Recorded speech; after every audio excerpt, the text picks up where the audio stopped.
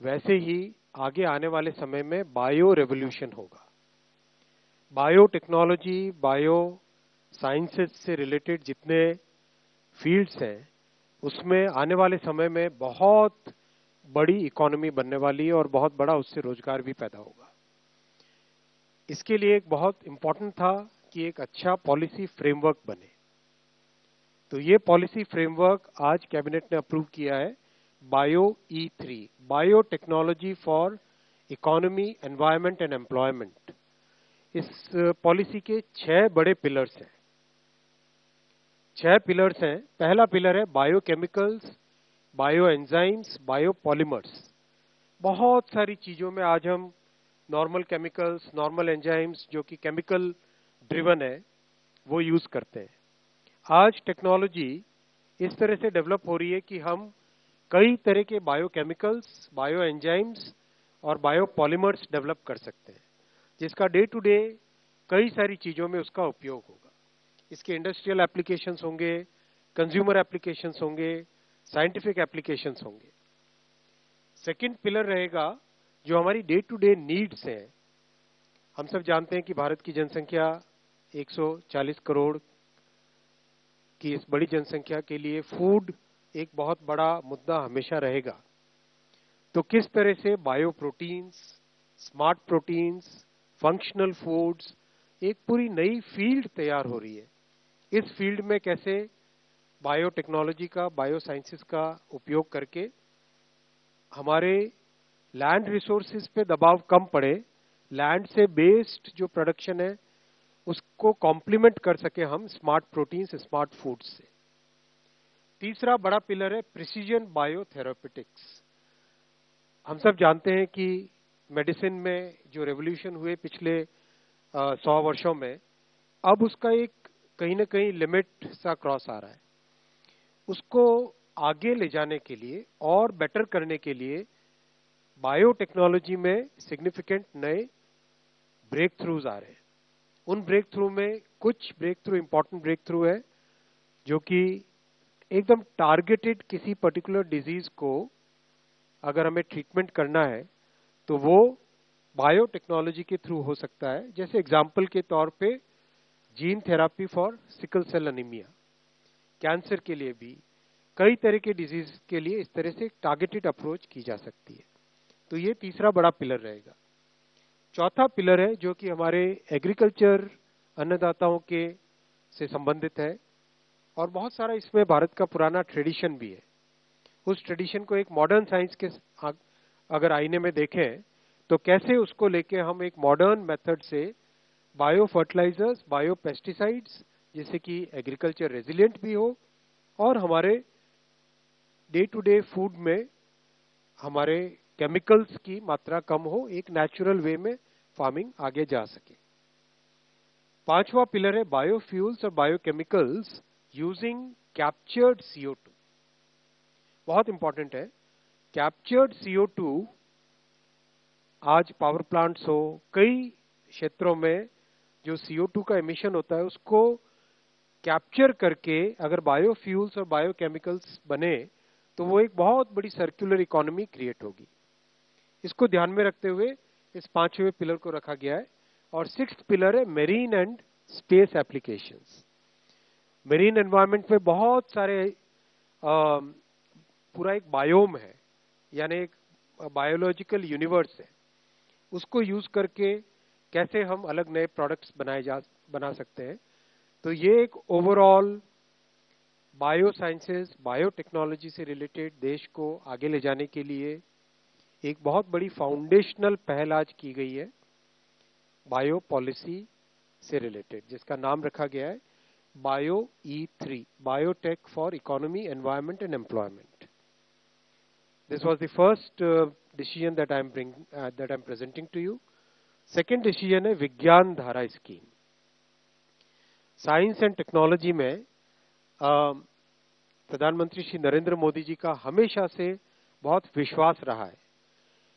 इसीलिए science and technology पे बहुत बड़ा फोकस एक रख के आज एक बहुत ही कॉम्प्रिहेंसिव स्कीम का अप्रूवल हुआ है, विज्ञान धारा, जिसमें 5 बड़े पिलर्स हैं। इन पांचों पिलर्स को हमारे स्टूडेंट्स के लिए, रिसर्चर्स के लिए, साइंटिस्ट कम्युनिटी के लिए, लेबोरेटरी में इंप्रूवमेंट करने के लिए, यूनिवर्सिटी सिस्टम में बेटरमेंट लाने के लिए, उन सब को ध्यान में रखते हुए 5 पिलर्स बनाए गए। पहला पिलर है 11th और 12th क्लास में इंटर्नशिप्स।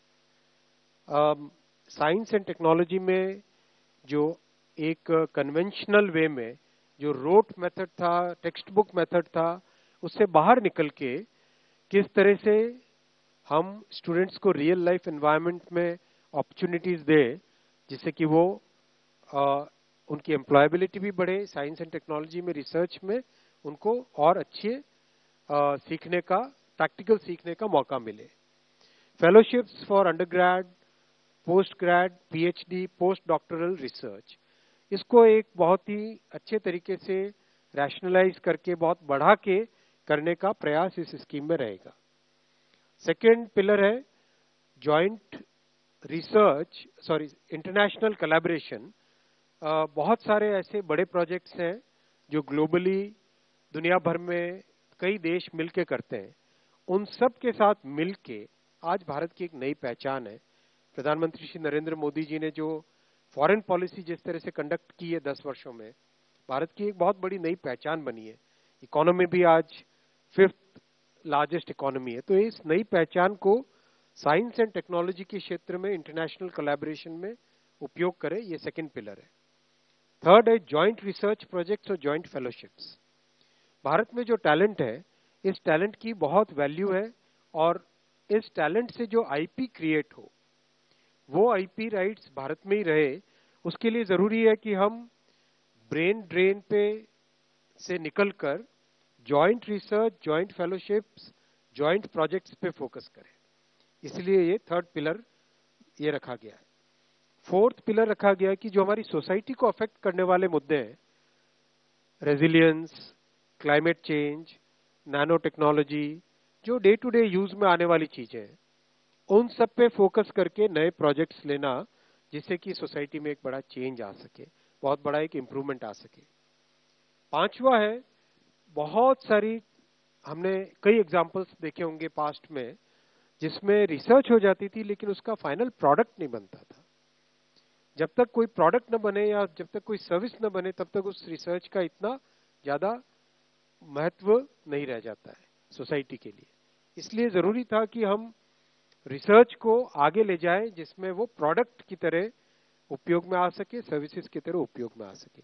इन 5 पिलर्स को लेके आज कैबिनेट ने प्रधानमंत्री श्री नरेंद्र मोदी जी की अध्यक्षता में विज्ञान धारा स्कीम 10,579 करोड़ रुपीस की ये स्कीम अप्रूव की है। ये सेकेंड विषय आपके सामने रखना था। तीसरा विषय साथियों, unified pension scheme. Unified pension scheme, UPS.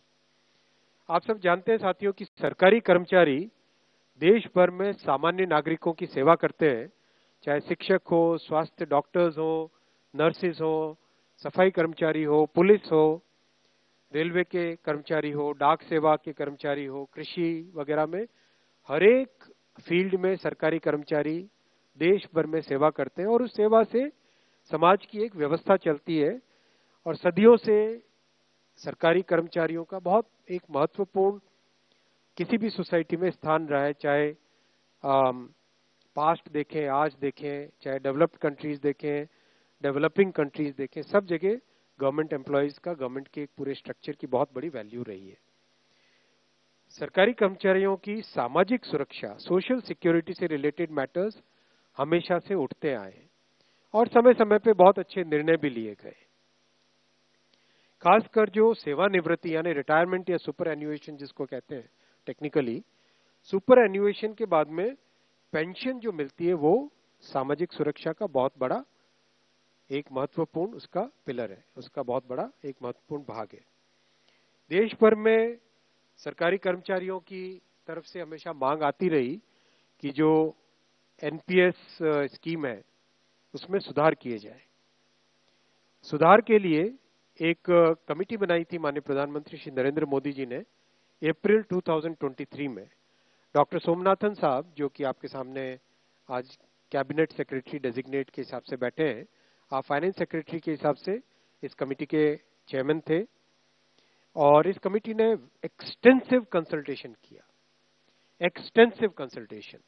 100 से ज्यादा एम्प्लॉयज यूनियंस एसोसिएशंस के साथ कमेटी ने डिस्कशंस किए, कई मीटिंग्स हुई, कई राज्यों के साथ, करीब करीब सारे ही राज्यों के साथ इस कमेटी ने इंटरेक्शन किया।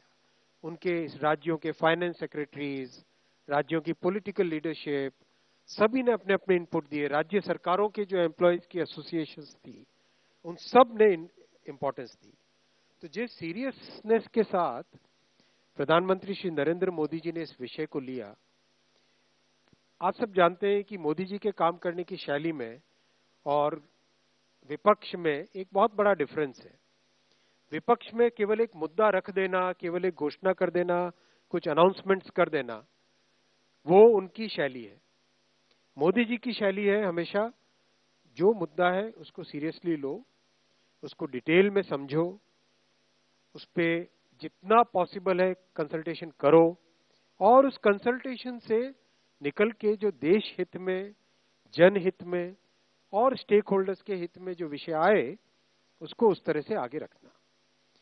इसीलिए इस कंसल्टेशन के बाद में, और साथ ही साथ जो जॉइंट कंसल्टेटिव मैकेनिज्म है सेंट्रल गवर्नमेंट के एम्प्लॉयज का, JCM, उसके साथ मल्टीपल मीटिंग्स, फिर दुनिया के कई देशों में किस तरह की स्कीम्स हैं, किस तरह के सिस्टम्स हैं, वो भी देखा।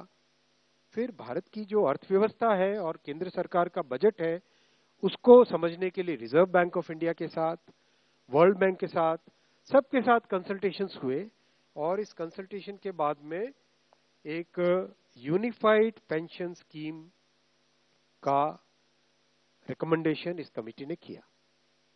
और आज प्रधानमंत्री श्री नरेंद्र मोदी जी की अध्यक्षता में यूनियन कैबिनेट ने यूनिफाइड पेंशन स्कीम को अप्रूव किया है, इसको अनुमोदित किया है, और ये स्कीम अभी आने वाले समय में लागू होगी।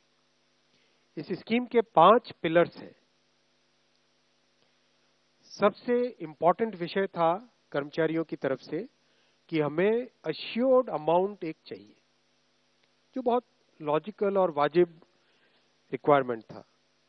तो इस डिमांड पे एक मेथोडिकल वे में काम करके, और एक्चुअरियल साइंसेस, जो लोग आगे का भविष्य का रिक्वायरमेंट वगैरह कंप्यूट करने का एक तरीका होता है जिसको एक्चुअरियल साइंस बोलते हैं, उनके साथ मिलके कई तरह के फाइनेंशियल मॉडल्स को प्रोजेक्ट करके, और सबके साथ मिलके एक सिस्टमेटिक तरीके से 50% अश्योर्ड पेंशन, ये इस यूपीएस का सबसे पहला पिलर है। इसकी डिटेलिंग देखनी चाहिए हमें। जो ये अमाउंट मिलेगा वो रिटायरमेंट से पहले के 12 महीनों की एवरेज बेसिक पे का 50% होगा। मैं रिपीट कर रहा हूं, अश्योर्ड पेंशन का जो अमाउंट है, that will be the average of basic पे ऑफ 12 मंथ्स बिफोर सुपर एनुएशन, उसका 50% होगा। और इस फुल पेंशन के लिए जो क्वालिफाइंग एज रहे, क्वालिफाइंग सर्विस रहेगी, वो रहेगी 25 इयर्स। यानी 25 वर्ष तक अगर किसी ने काम किया है, सेवा की है, तो उसको फुल पेंशन यानी जो ये अश्योर्ड पेंशन का अमाउंट है वो मिलेगा। 25 साल से अगर कम है लेकिन 10 साल से ज्यादा है, तो उसमें प्रोपोर्शनेट पेंशन रहेगी, प्रो रेटा वो पेंशन का अमाउंट बनेगा। जो कभी किसी कर्मचारी की डेथ हो जाए तो फैमिली पेंशन एक बहुत बड़ा, स्पाउस के लिए ये बहुत बड़ी एम्प्लॉयज की एक रिक्वायरमेंट थी, डिमांड थी। तो सेकंड पिलर इस यूपीएस का है अश्योर्ड फैमिली पेंशन। किसी भी कर्मचारी के डिमाइज से पहले, इमीडिएटली पहले जो पेंशन थी, अमाउंट था, उसका 60% मिलेगा एम्प्लॉय के, डिसीज्ड एम्प्लॉय के स्पाउस को। ये सेकंड पिलर है। थर्ड पिलर है अश्योर्ड मिनिमम पेंशन। कई बार देखा कि सर्विस कम होती है, और कंट्रीब्यूशन जितना हुआ है उससे एक सफिशिएंट अमाउंट नहीं मिल पाता था। और ये अपने आप में एक बड़ा विषय था केंद्र सरकार के कर्मचारियों का और एनपीएस में जुड़े सभी कर्मचारियों का। इसीलिए एक minimum assured pension, assured minimum pension 10,000 rupees per month, वो इसमें यूपीएस में थर्ड पिलर ये रखा गया है। इसके साथ आगे वाले पॉइंट को जोड़ के करेंगे तो अगर डीएनएस रिलीफ यानी महंगाई से रिलेटेड रिलीफ जो मिलेगी तो वो आज की तारीख में होते होते करीब करीब 15,000 रुपए पर मंथ हो जाती है, which is a substantial relief part of this entire pension system. Fourth pillar है इन्फ्लेशन के साथ इंडेक्सेशन। जैसे केंद्र सरकार के एम्प्लॉइज के लिए सैलरी में डीएनएस अलाउंस होता है, उसी पैटर्न पे जो इंडेक्स है, सेम इंडेक्स को यूज करके all India consumer price index for industrial workers, इसको यूज करके assured pension, assured family pension और अश्योर्ड मिनिमम पेंशन, इन तीनों के तीनों जो आपने पिछले पेज पे तीनों पिलर्स देखे, assured pension, assured family pension और अश्योर्ड मिनिमम पेंशन, इन तीनों के ऊपर इन्फ्लेशन इंडेक्सेशन डीएनएस रिलीफ के बेसिस पे मिलेगा। डीआर, डीए की जगह डीआर, डीएनएस रिलीफ। पांचवा पिलर है इस स्कीम का lump sum payment at superannuation in addition to gratuity. ये एक तरीके से बहुत ही इंपॉर्टेंट और बहुत ही बड़ी एक रिलीफ मिलेगी। जब सुपर एन्युएशन होता है तो उसके बाद में इंसान अपनी लाइफ को प्लानिंग जिस तरह से करना चाहिए तब कई बड़े खर्चे आते हैं, इसलिए ये लंप सम एक अमाउंट तय किया गया।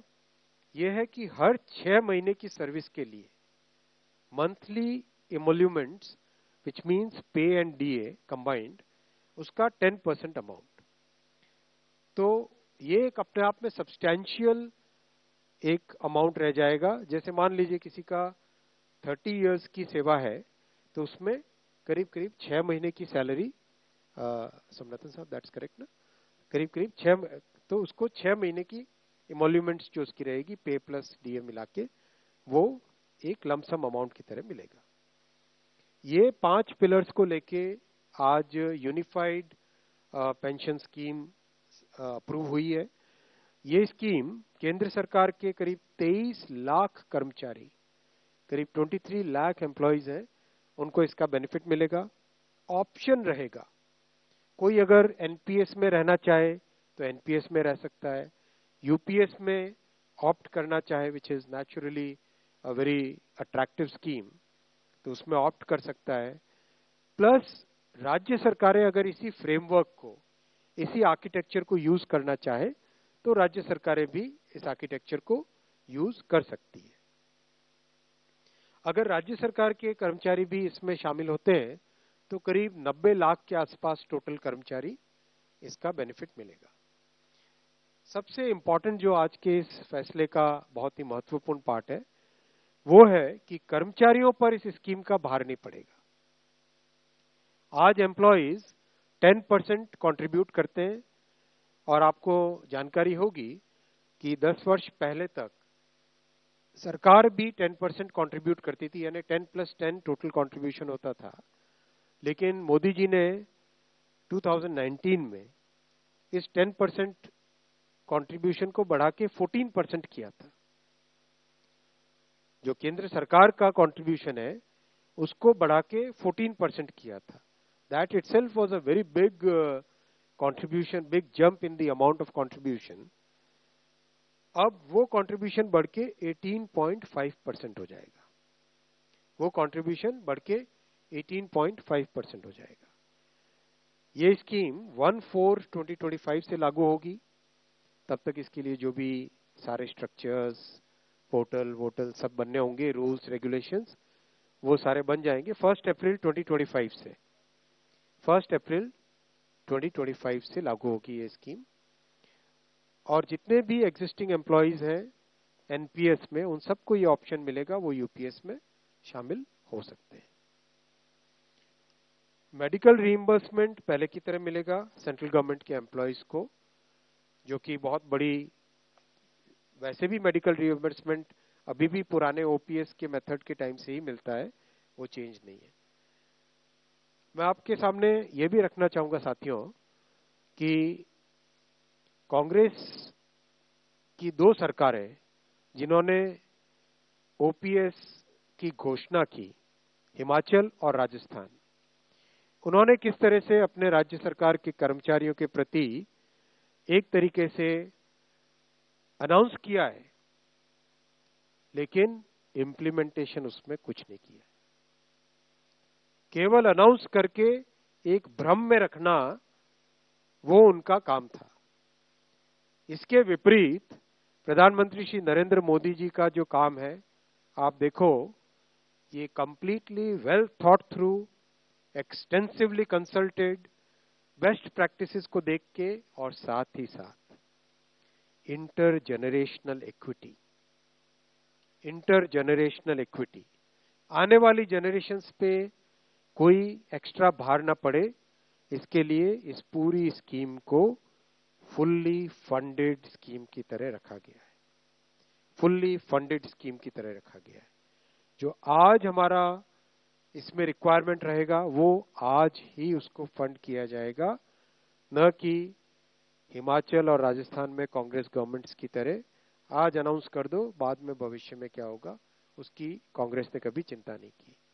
बहुत इंपॉर्टेंट है साथियों कि केंद्र सरकार और सरकारी कर्मचारियों के जो बहुत बड़े हिमायती बनते हैं, वैसी पॉलिटिकल पार्टियों का भी अगर हम इतिहास देखें तो वहां पर भी बहुत स्पष्ट तौर पे दिखाई देगा कि जैसे त्रिपुरा में कई वर्षों तक कम्युनिस्ट गवर्नमेंट रही, उन्होंने कभी भी ढंग से टाइम पे कमीशन नहीं रखा। केरला में जब केंद्र सरकार ने 10% से 14% बढ़ाया गवर्नमेंट का कंट्रीब्यूशन, तब केरला की सरकार ने उसको नहीं बढ़ाया। तो जन जन के हित की ध्यान रखना, एम्प्लॉयज के हित की ध्यान रखना, ये भावना और इस तरह की कार्यशैली केवल एनडीए सरकार की है। और प्रधानमंत्री श्री नरेंद्र मोदी जी ने आज अपने इस महत्वपूर्ण फैसले से एक बार फिर आपके सामने इसी डिटर्मिनेशन को, इसी भावना को आपके सामने रखा है।